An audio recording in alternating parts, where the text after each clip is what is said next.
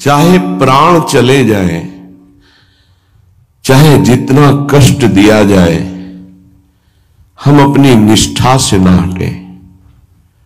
प्रकृति जनित कष्ट, विकार जनित कष्ट, मन जनित कष्ट, दैवी आपदा जनित कष्ट, बहुत प्रकार के कष्ट हैं। जो धर्म को कष्ट सहकर धारण करता है वही वास्तविक धर्मात्मा है। इसीलिए धर्मात्माओं की बहुत टोलियां नहीं होती हैं। कोई विरला जो प्राण समर्पित किए हुए हर कष्ट को सहता हुआ धर्म का पालन करता है, वही महापुरुष होता है। वही निष्ठावान जगत मंगल करने की सामर्थ्य रखता है। सच्ची मांगे, महापुरुषों ने अपार कष्ट सहा है। जब उनके पावन चरित्रों को पढ़ो तो अपनी भक्ति का जो भाव है वो बहुत ही लघु और सारहीन लगता है कि हमारे में कहां भजन है, वो कहां है वो निष्ठा हमारे अंदर। प्राणों को पुष्प की तरह न्यौछावर कर दिया अपने धर्म पालन के लिए, अपनी उपासना के लिए, अपनी निष्ठा के लिए प्राणों की आहुति दे दी और आह नहीं किया और जय ही मनाया। आपकी जय हो हे प्रभु, आपका ये जो विधान है ये मुझे परम मंगल सुखदायी है। मतलब दिमाग कहां नहीं करता। जब महापुरुषों के चरित्रों का अवगाहन करो तो रोने की सिवा और कोई रास्ता नहीं दिखाई देता। क्यों हो ऐसे महान कष्टों को गले लगाकर मुस्कुराते हुए प्राणों की आहुतियां दे दी केवल धर्म के लिए। इतिहास भरा हुआ है ऐसे महापुरुषों से। हम उपासना के मार्ग में चलते हैं, थोड़ा भी कष्ट नहीं सह सकते। प्राकृतिक दैवी आपदा इनकी बात नहीं कर रहा, केवल इंद्रियों की विलासता। रसेंद्री अच्छे अच्छे पदार्थ पाना चाहती, जनेन्द्री शरीर भोग करना चाहती, श्रवणेन्द्री मनोरंजन सुनना चाहती, एक एक इंद्री प्रकृति के सुखों को भोगना चाहती। जहां नाम मात्र केवल है, सुख नहीं है। लाख प्रवचन करे, लाख प्रवचन सुने, इंद्रियां और मन अपनी ही दशा में रहती है। सोचो उन महापुरुषों को जिन्होंने, ये तो बहुत छोटी बात है सहना, भीषण यातनाएं दी गई उनके शरीर में कि आप अपने धर्म को छोड़ दीजिए। यातनाओं को हंसते हुए स्वीकार कर लिया। चित्त व्यथित हो जाता है कि प्रभु आपका विधान केवल महापुरुष ही सह सकते हैं, वही समझ सकते हैं, नहीं तो प्रश्नवाचक चिन्ह खड़ा हो जाएगा। आप कहां थे जब ऐसा हो रहा था? तो आप कहां थे? आपका व्रत है करो सदा तिन कै रखवारी। महिमा सुनी है सीन की चाप सके को ताशु, बड़ रखवार रमापति। फिर ऐसा, पर वो प्रश्नवाचक चिन्ह शरणागति अधूरी कच्ची होने के कारण होती है। उन महापुरुषों का अपना अस्तित्व ही नहीं रह जाता है, केवल स्वयं भगवान ही बैठे होते हैं। तब ये स्थिति, उपासक सुख दुख को न देखे, इष्ट देव को देखे, अनुकूलता प्रतिकूलता को न देखे, अपने धर्म को देखे, अपनी उपासना को देखे, तभी वो आगे बढ़ सकता है। सच्ची कहते हैं, हृदय रो पड़ता है इन महापुरुषों की निष्ठाएं देख करके कि वाह कैसी धर्म निष्ठा है। देह प्राण ते प्रिय कछु नाही, किसी का भी हो, देह और प्राण बहुत प्रिय है। लेकिन इन महापुरुषों ने, गुरुजनों ने देह प्राण की किंचन मात्र परवाह नहीं की। धर्म के लिए हम छोटी सी वस्तु भोजन, छोटे से इंद्रियों के भोगों के लिए अपने धर्म का त्याग कर देते हैं। और महापुरुषों ने अपने प्राणों का त्याग कर दिया, लेकिन धर्म नहीं त्यागा। ये जब तक निष्ठा नहीं आती, तब तक हम अपने आराध्य देव के प्रताप, महिमा और उनके प्यार को नहीं समझ सकते। अनुकूलता को, सुख को, सम्मान को तो कोई भी कृपा मान के स्वीकार ही करेगा, लेकिन प्रतिकूलता को, अपमान को, दंड को, तिरस्कार को जो कृपा मान करके सहता है, उसे महाभागवत कहते हैं, उसे महापुरुष कहते हैं, उसे भक्त कहते हैं। क्योंकि ऐसे महापुरुषों के हृदय में स्वयं सच्चिदानंद भगवान विराजमान रहते हैं। ये संसार बड़ी आग की ज्वाला है। आपको इसलिए नहीं दिखाई दे रहा, आपका चश्मा ठीक नहीं है, नेत्र ठीक नहीं है। नाम जप कीजिए, निरंतर नाम जप कीजिए, फिर देखिए कैसा लगता है आपको ये संसार। एक अजीब स्थिति आती है, एक अलौकिक स्थिति आ जाती है, कुछ अच्छा नहीं लगता। मिलना, बात करना, कोई भोग भोगना, कोई ऐश्वर्य, कोई पदवी, कुछ नहीं। एक ऐसी आग जलती है सच्चिदानंद की, ये सब झूठा आकर्षण क्षण में नष्ट हो जाता है।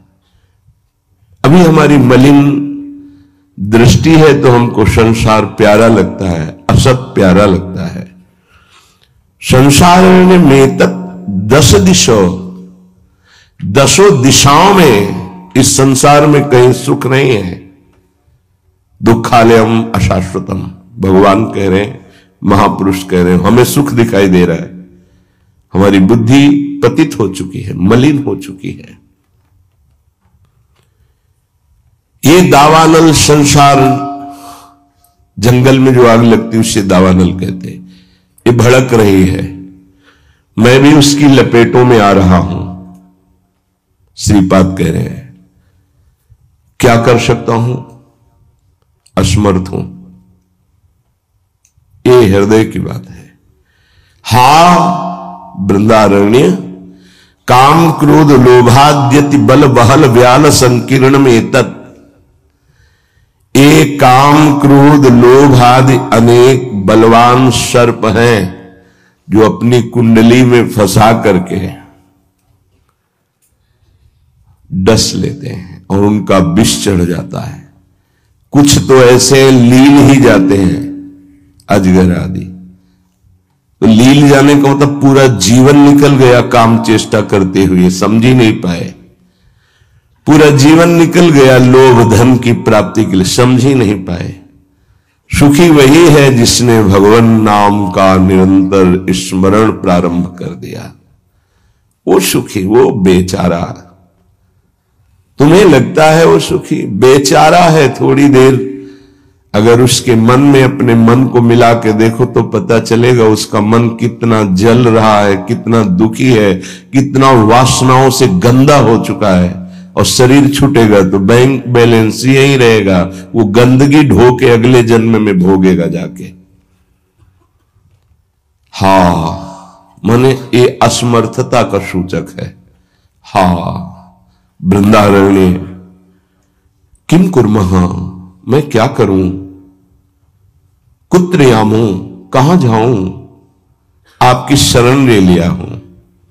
ये काम क्रोध लोभ आदि ये हिंसक पशुओं की तरह हम पर टूट पड़े हैं, या ब्याल, वहल ब्याल संकीर्ण में तत्, इन्होंने हमें फंसा लिया है। देखो महापुरुष ये निर्विकार हैं, ये हमारी स्थिति को भांप कर बोल रहे हैं ऐसा। ये काम क्रोध लोभ आदि ये ब्याल सर्प की तरह मुझे अपने में बांध लिया है। जब सर्प बांधता है तो प्रतिपल वो अपने पाश से कसता जाता है, उसकी हड्डियां चूर चूर होती जाती है, फिर वो उसे निगल जाता है। ऐसे ही काम क्रोध लोभ मोह मद मत्सर ये ब्याल की भांति हमको फंसा चुके हैं। हम असमर्थ हो चुके हैं और हमको डस लिया है, इसलिए जहर चढ़ गया है, मेरे को कोई झुका नहीं सकता, मैं धनी हूं, ऐसे न जाने कितने जहर की तरंगे उठ रही। कहां जाऊं, क्या करूं? हे हरि, हे हरि, हे वृंदावन धाम, आपके सिवा मुझे कोई शरण में स्वीकार नहीं कर सकता। पक्का कोई स्वीकार नहीं, सब स्वार्थ के वशीभूत है, सब असमर्थ है। कौन मेरी रक्षा कर सकता है? क्योंकि अगर किसी को पुकारो कि मेरी काम से रक्षा कर दो तो खुद काम से पीड़ित है। किसी को कहो कि मुझे क्रोध और मद से हटा दो, बचा लो, तो इस संसार में कोई नहीं बचा सकता। दो ही हैं बचाने वाले, हरि या हरि के प्रेमी जन, दूसरा कोई नहीं। तुम्हार सेवक असुरारी, स्वार्थ रहित जग जुग उपकारी। जुग माने दो, स्वार्थ रहित अगर कोई उपकार कर सकता है, मुझे बचा सकता है, तो भगवत प्रेमी महात्मा या स्वयं श्री भगवान। इसलिए हा हरि यामो हरि हरि शरणम स्वस्य पश्यामि नान्यत्। मैं देख रहा हूं कि मुझे कोई स्वीकार नहीं कर सकता। अच्छे सद्गुण और स्वार्थ की पूर्ति होती हो तो सब हाथ मिला लेंगे, लेकिन जब दुर्गुण अपने ऊपर शासन कर रहा हो और किसी की स्वार्थ की पूर्ति हमसे न हो तो हमसे कोई बात नहीं करेगा, कोई नहीं बात करेगा। किसी से हम बात करना चाहें तो वो घृणा और त्याज्य भाव से देखेगा, है गंदा आदमी, क्या है इसके पास। लेकिन ऐसे को भी अगर कोई गले लगाता है तो दो, एक भगवत प्रेमी महात्मा और एक भगवान, दूसरा कोई नहीं। भगवत प्रेमी महात्मा और भगवान कहने को दो हैं, वो एक ही है। या तो हित तो कीजे कमल नयन सो, जा हित आगे सब हित लागे फीको, कह हित कीजे साधु संगति दो, जो कलमश जाए सब जी को। दो की ही बात स्वामी हरिदास जी महाराज ने भी की है। या तो कमल नयन बांके बिहारी से अपनापन कर लो, हित कर लो, प्रीति कर लो, वो स्वीकार कर लेंगे, आप कैसे भी हो वो गले लगा लेंगे। और या साधु संगति सो, वो भगवान और भगवान के जनों में अभेद है, तस्मित् तज्जने भेदा भावात्, वो वही हो जाता है उनके चिंतन के प्रभाव से। तो जैसा स्वामी का स्वभाव वैसा सेवक का स्वभाव, जैसा स्वामी का प्रभाव वैसा सेवक का प्रभाव हो जाता है।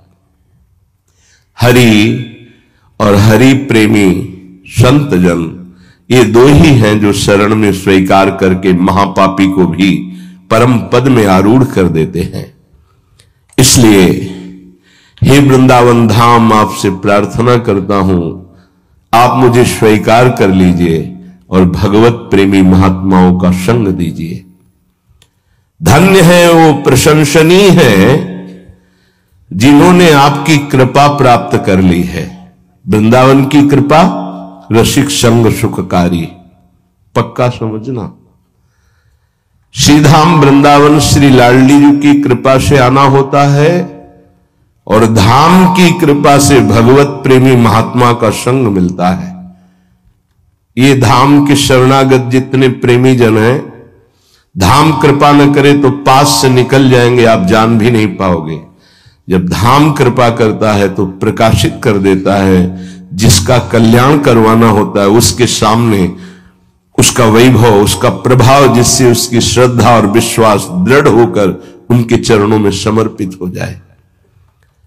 जब किसी महापुरुष का आश्रय दृढ़ हो जाता है तो फिर एक काम, क्रोध, लोभ, मोह, मद मत्सर थर्राने लगते हैं। इनकी सामर्थ्य नहीं होती। ये भगवत शरणागत पर तो परीक्षार्थ प्रभाव दिखा सकते हैं, लेकिन भगवत प्रेमी महात्मा की शरणागति जिसने स्वीकार की, वहां परीक्षा भी नहीं, क्योंकि उनकी दृष्टि रहती है। हम तभी परास्त होते हैं जब उनकी अवहेलना कर देते हैं। महापुरुषों की अवहेलना ही काम क्रोध लोभ आदि को आक्रमण करने का अवसर देती है।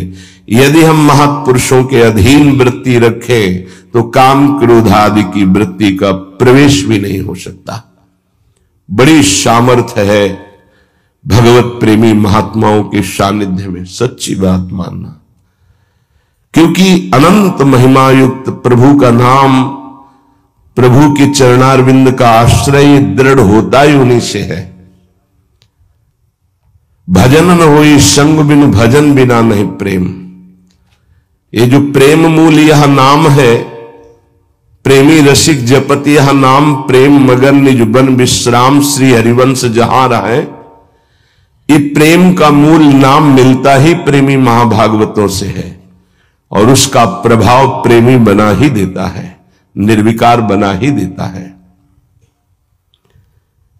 भला मृत्यु दंड जैसा सामने भय उपस्थित हो और फिर कोई नाम कीर्तन कर रहा हो, कैसे आश्चर्य की बात है कि शरीर को बड़ी पीड़ा पहुंचानी, बहुत प्रकार से प्रताड़ित करना, नाना प्रकार की दुख एक साथ उपस्थित हो जाए और वो गीत गा रहा हो, बड़ा मुश्किल। ये निष्ठा का प्रभाव होता है।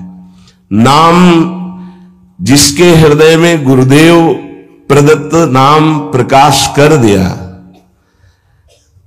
कल से शाम टाइम से बहुत हृदय व्यथित हुआ जब महापुरुषों के चरित्रों को अवगाहन हुआ, तो बार बार केवल रोना ही आ रहा था कि आप जैसी निष्ठाएं अगर किनका मिल जाए तो जीवन धन्य हो जाए। कल गुरुदेव तेग बहादुर सिंह जी महाराज का पावन चरित्र एकदम भाव में आया, पढ़ रहे थे। कश्मीर के पंडितों को जब औरंगजेब ने हुक्म किया कि सब इस्लाम धर्म को स्वीकार करो नहीं तो कत्लेआम कर देंगे, और किया उसने बहुत कत्लेआम, समय दिया उसने। भागे वो लोग। उस समय महामहिम गुरु गादी पर तेग बहादुर सिंह विराजमान थे, उनकी चरण शरण में आए और कहा आप ही हमारे रक्षक हो, आप ही हमारी रक्षा कर सकते हो। उन्होंने कहा जाओ और बादशाह से कह दो। पूरा चरित्र तो बड़ा है कि अगर तेग बहादुर सिंह को इस्लाम स्वीकार करवा दो तो हम बिना किसी शर्त के सब कश्मीरी पंडित आपकी आज्ञा का पालन करेंगे। एक को परास्त कर दो तो हम सब परास्त ही हम स्वीकार कर लेंगे। फौरन उसने बहुत ही अन्य धर्मों की तरफ उसका नकारात्मक भाव था। उसने आदेश किया बंदी बना के तुरंत तेग बहादुर सिंह को दिल्ली में उपस्थित किया जाए। सैनिक गए। बल विक्रम गुरु गादी में प्रथम से चला रहा है। उनके पार्षद और उनकी सेना तेग बहादुर सिंह की स्पर्श नहीं करोगे। गुरु तेग बहादुर सिंह के सामने शर्त रखी कि बादशाह के सामने तुम चलते हो या तुम्हें बंदी बना के ले चले। उनका तुम चलो, हम सत्य पर चलने वाले हैं, हम स्वयं चल के आ जाएंगे, तुम्हें बंदी बनाने की जरूरत नहीं। बहुत ही नाम कीर्तन होते हुए, भगवत भक्ति का प्रचार करते हुए, खूब झूमते हुए पहुंचे। बादशाह ने तत्काल उनको काबू में किया। देखा कि अब वो तो अपने वैभव के साथ बंदी बना लिया और कहा हमारे धर्म को स्वीकार करो। तो उनका दुनिया में यदि एक ही धर्म चलाना होता तो भगवान ने अन्य धर्मों की स्थापना क्यों की? इसका मतलब है अपनी अपनी जगह अपने धर्म का पालन करना परम कर्तव्य है। तो तुम अपने धर्म में मुझे कैसे बदल सकते हो? तुम्हारी सामर्थ्य नहीं है। बड़ी कष्टप्रद परिस्थिति प्रकट की उसने। बहुत ही क्रूर कर्मी, एक नहीं बहुत महापुरुषों को बहुत प्रकार से दंड दिया है इसने। एक लोहे के पिंजड़े में गुरु तेग बहादुर सिंह को बंद कर दिया। सैनिकों को, उसके पास अपार सैन्य बल था, तत्काल बंदी बना लिया गया। बहुत दिन तक उनको प्रताड़ित किया गया लोहे के पिंजड़े में, बहुत तरह से। हर बार वो उनसे जब पूछते, अगर आप स्वीकार करें तो जो पद कहे मैं अपने राज्य का बादशाह था और मैं दे सकता हूं, अगर नहीं स्वीकार करते तो परिणाम तुम्हें भयंकर भोगना होगा। तो उन्होंने हंसते हुए कहा कि प्रभु ने जिस धर्म में मुझे स्थापित किया है, तेरी सामर्थ्य क्या है? कड़वे ही शब्दों से, तेरी सामर्थ्य क्या है कि मुझे परास्त कर सके? और उस समय उन्होंने पद गाया, भाई मैं धनु पाइयो हरि नाम, मन मेरो धावन ते छूटियो, करी बैठो विश्राम। भाई मैं धनु पाइयो हरि नाम, माया ममता तन ते भागी, उपज्यो निर्मल ज्ञान। लोभ मोह यही परसि न साके, गही भगति भगवान। भाई मैं धन पाइयो हरि नाम। देखो, भीषण प्रताड़ना, कष्ट, मृत्यु भय उपस्थित, और वो गा रहे कि हे भाई मैंने हरिनाम रूपी परम धन पाया है, मन मेरो धावन्ते छूटियो। अब मेरा मन कहीं भाग कर नहीं जाता, दौड़ भाग खत्म हो चुकी है। करी बैठो विश्राम, अब तो नाम में विश्राम पा गया है। इस तन को पीड़ा पहुंचाई जा सकती, पर मेरा अब इस तन से कोई संबंध नहीं है, क्योंकि माया भाग गई है नाम के प्रभाव से। तन से कोई ममता नहीं रह गई। उपजियो निर्मल ज्ञान, इसी नाम के प्रभाव से निर्मल ज्ञान का प्रादुर्भाव हुआ है। लोभ मोह यही परसी न साके, गही भगति भगवान। कोई भी तुम प्रलोभन दो, हम मेरे मन को नहीं लुभायमान कर सकता, और कोई भी भय दो तो अब मेरे शरीर का मोह नहीं, क्योंकि मेरे हृदय में भगवान की भक्ति जागृत हो गई है। जन्म जन्म का संसार चूका, रतन नाम जब पाइया। तृष्णा सकल विनाशी मनते, निज सुख माहि समाइया। जन्म जन्म हो गए भटकते हुए, अब कोई संशय नहीं रहा। मुझे नाम रूपी रतन मिल गया, सब संशय खत्म हो चुके हैं। जीने की भी तृष्णा खत्म हो चुकी है, सकल वासना नष्ट हो चुकी है। मेरा मन निज सुख में समा गया है। जाको होत दयालु कृपा निधि, सो गोविंद गुण गावे। कहु नानक इह विधि को संपे, को गुरुमुखी पावे। कह रहे, जिस पर भगवान दयालु होता है, कृपा निधि होता है, वही भगवान के नाम गुण को गा पाता है। नानक साहब कहते हैं, अब कोई संशय नहीं, कोई इच्छा नहीं, क्योंकि गुरु को समर्पित हो गया और गुरु मुख से नाम पा गया। ये बहुत बड़ी उपलब्धि है। अब इसका परिवर्तन नहीं हो सकता। कोई संशय नहीं रहा, कोई मोह ममता नहीं रही। हमारे हृदय में नाम विराजमान है। मेरा मन सुख सिंधु में समा गया है। हरि के नाम बिना दुख पावे, भगत बिना सहसा नहीं चूके, गुरु ये भेद बतावे, हरि के नाम बिना दुख पावे। अगर गुरुदेव का आश्रय नहीं हुआ, गुरु मुख से नाम नहीं मिला, तो हृदय में भक्ति नहीं आएगी। भक्ति नहीं आई तो जीवन व्यर्थ चला जाएगा। जिसकी जिह्वा पे नाम नहीं है उसी को दुख व्यापता है, जिसकी जिह्वा पे नाम है उसको कभी दुख स्पर्श कर ही नहीं सकता। कहा भय तीरथ व्रत किए, नाम शरण नहीं आवे, जोग यज्ञ निफल तिह मानो, जो प्रभु जस बिसरावे। क्या हुआ?